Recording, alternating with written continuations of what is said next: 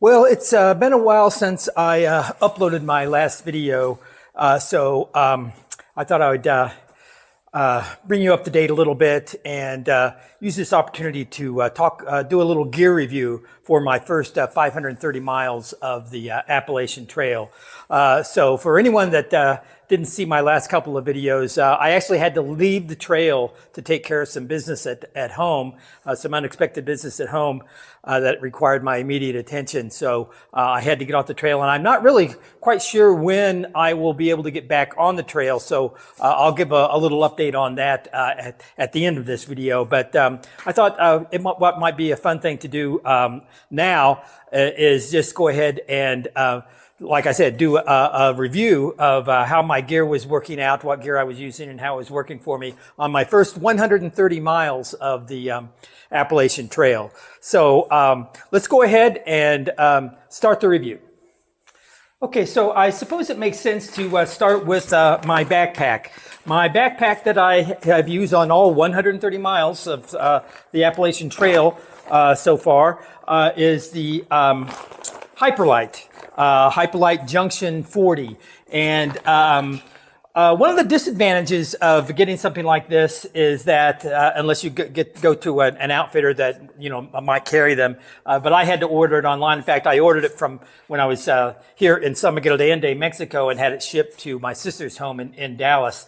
But you can't really when you're ordering online, you can't really try things on and work out all the bugs and figure out exactly how it fits best. So I went ahead and ordered it, but it took me a few days actually on the trail of hiking with it to figure out exactly how to adjust everything so that everything was balanced on my back and sit nicely on my shoulders, and hug my hips well. But I did eventually figure that out, and it worked out well. Now this is Hyperlite. It's a nice lightweight bag, and I did, especially seeing a lot of the people using the Osprey, which supposedly is a really comfortable backpack, but a bit heavier. I did start to wonder a little bit about trading off the comfort for a lighter weight. But this actually did do a pretty good job for me. So and the 40 liters size I think was perfect, because if I'd have gotten anything larger, I probably would have been tempted to load it up and make my pack even heavier. And I know some people even use a smaller backpacks and carry less, but I'm not an ultralight backpacker. So this was really perfect for me. 40 liters was the perfect size to accommodate everything that I wanted without giving me an opportunity to overdo it. So yeah, I think that this bag worked out pretty well for me. So and then of course I got a liner to go inside of it to add some extra waterproof protection. And that's where I would always stuff my sleeping bag and anything that I wanted to ensure was going to stay completely dry. Because at the end of a long day of hiking, especially if it's been raining, it's really nice to make sure that you've got something nice and dry to get into that night. So yeah, that's my backpack. So now let's talk about my tent, the Nemo Hornet one-person tent. So I'll start off right away. A lot of reviews that I've heard about this tent, the number one complaint for a lot of people is that it's just too small. It is a one-person tent. And so a lot of people that actually like the Nemo and they're wanting to use it as a one-person tent, they'll actually get the two-person tent just to give them a little more room inside. However, for me, the one-person tent really works great. Number one, I'm a smaller person in the first place, and I think it helps me keep everything more organized. I'm actually able to pitch this tent, and I don't even have to use the vestibule outside the tent to store things. I'll bring everything inside my tent, including my backpack. And my backpack I would put up towards the head so that I could actually use it as a sort of like a backrest if I want to do some reading or edit some videos or something like that. It makes, I just sort of scoot up a little bit and put my pillow up there, and I can sort of sit up and like I said, either do some reading or edit some video. So it all works really nice for me. There's a nice little pocket on on the side where I know that I can always put my glasses there. So first thing in the morning, I know where to reach to get my glasses. And then I have a routine every night. I know exactly where every little item is going to be, and it's all within reach. And really, the Hornet one-person tent is perfect for me. Now, another drawback for this tent, and I've seen some reviews of this where people have claimed when it does rain, it has a rain fly, and when it does rain, that rain fly starts to stretch and sag a little bit. But and it did for me. But it was purely an aesthetic issue. It just sort of like looked a little, not as pretty as it when it's nice and taut. But as far as the inside, everything stayed nice and dry, worked well for me. So that was not necessarily an issue. Now, another drawback of whenever you have a tent with a rain fly, a lot of times, the way you, normally would set it up is that you set the body of the tent up first and then put the rain fly on after you've got the body of the tent set up. And that's sort of the way this is designed to work as well. However, I did do a video, and I'll put a link to that down in my descriptions. I did a video before I took off on my hike about a little hack that I did that actually allowed me to set up the rain fly first and then set up the body of my tent while up under that rain fly so that my tent and everything didn't get wet. So like I said, I'll put a link to that video in my descriptions below. So yeah, there's my tent. My shelter tent that was part of my big three. So, all right, so there's number 2 of my big 3. Let's move on to number 3. Okay, so to finish off my big 3 gear items, already talked about my backpack and my tent. Let's talk about my sleep system. Now, before, and I did a little video, talked about this in some previous videos, but I started off with this Kelty Cosmic Down 20-degree comfort rated backpack. This thing I have had for at least 10 years, if not 15 years. And I actually used this. I did start the trail with this, and I used it on a shakedown hike in Eagle Rock Loop, which is in northwest Arkansas. Goes along the Little Missouri River. And it's actually a really good shakedown. It's a short hike, just a little loop that you can do. Actually, you could do it in one day if you wanted to hoof it. But I stretched it out to 3 days. Actually, it ended up being 4 days because of some controlled burn that's stopped me along the way. I had to take an extra day.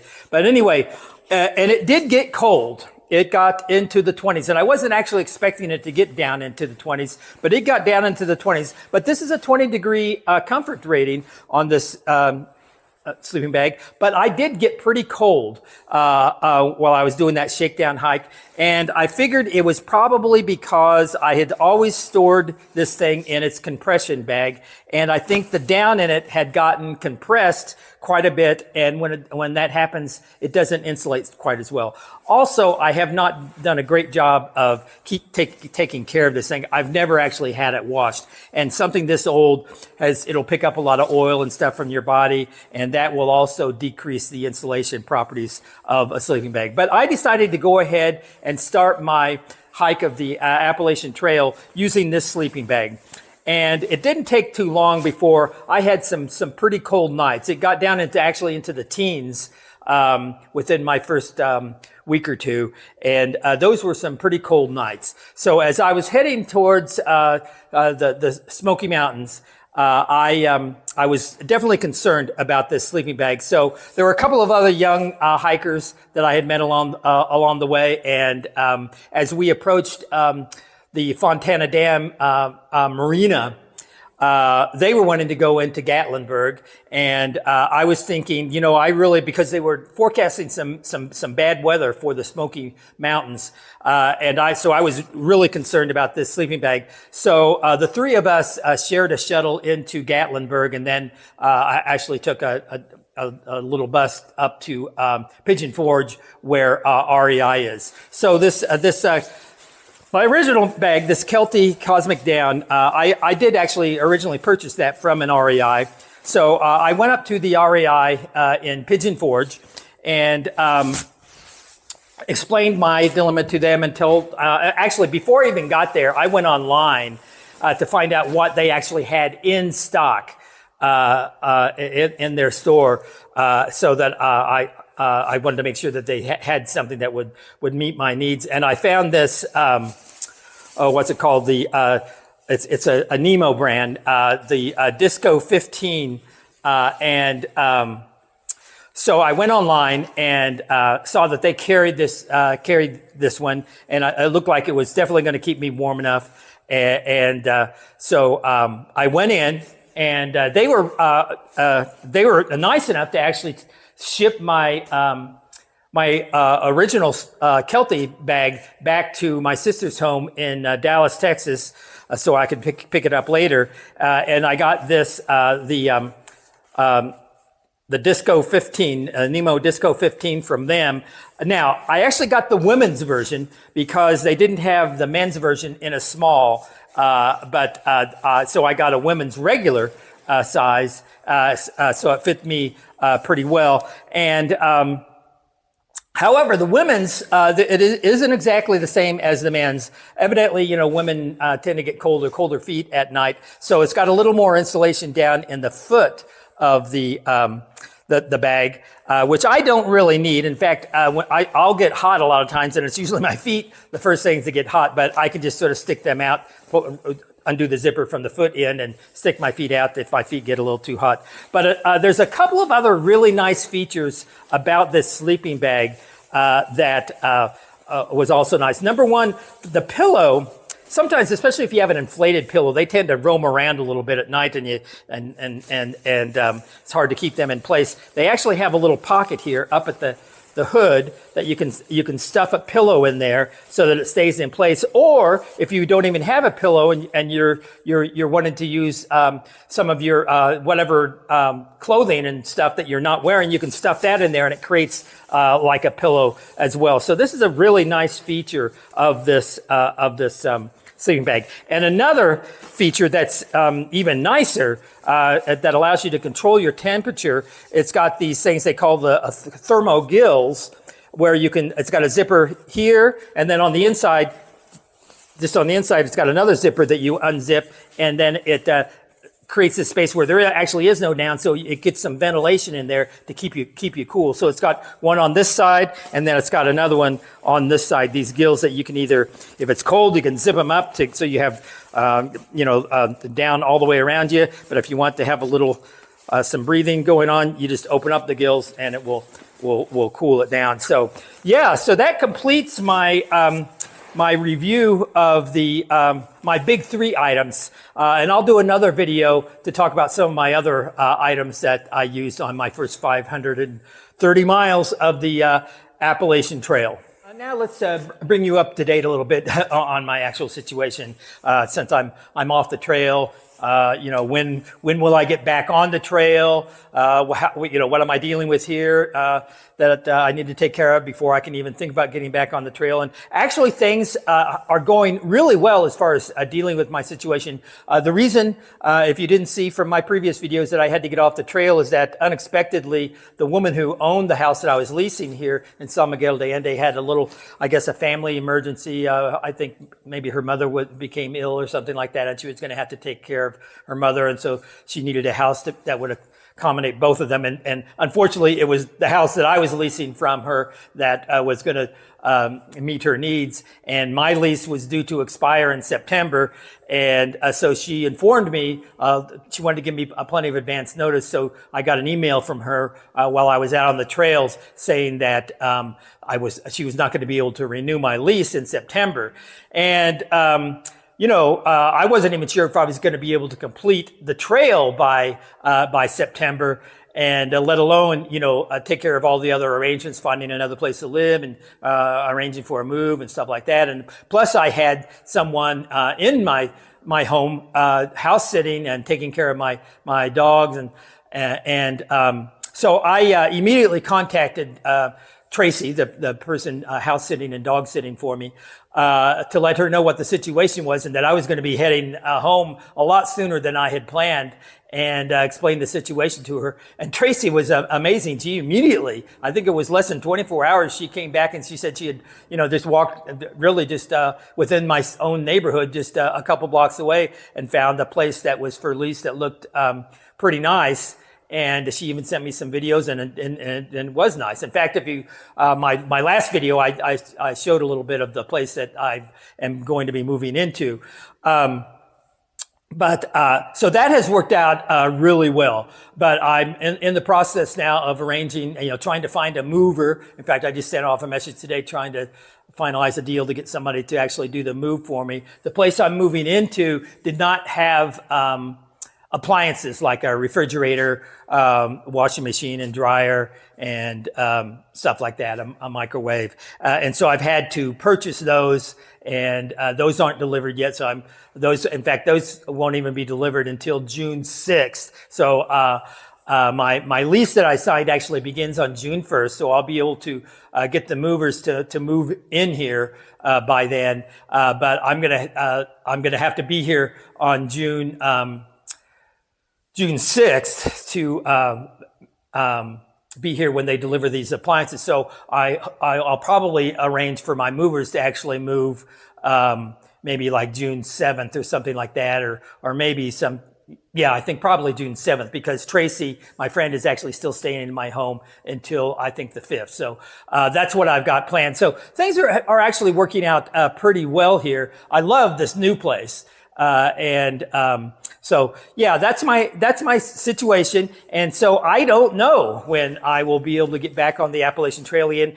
And if I am able to get back this year, I've got a feeling it's going to have to be in the form of a flip-flop, because by the time it's definitely going to be the earliest I can get back on the trail this year would be mid-June. And I'm not sure if that would leave me enough time to get to Mount Katahdin and summit before they close it down. If there's bad weather or something like that, I might not be able to summit if they have bad weather early in the year. And these days, the weather is really hard to predict. So it makes sense then that if I am able to get back on the trail, sometime in mid-June or late June, that I would do a flip-flop and start actually from Katahdin and hike back to where I left off, which was actually Marion, Virginia. So yeah, that's an update. And, I wish I had some definite answers, and it's driving me crazy because unfortunately, I had to get off the trail right before trail days, and I was looking forward so much to going to trail days and celebrating with all the other hikers and meeting up with other hikers that I'd met along the way and all that stuff. And so, yeah, it's been really frustrating watching other people's videos and seeing their stories about this year's trail days. So, yeah, that's one thing that I won't be able to make up. Is even if I get back out on the trail, in a few weeks, I won't have had that trail days experience. So, but I'll do my best to keep everybody up to date, and that's it for now.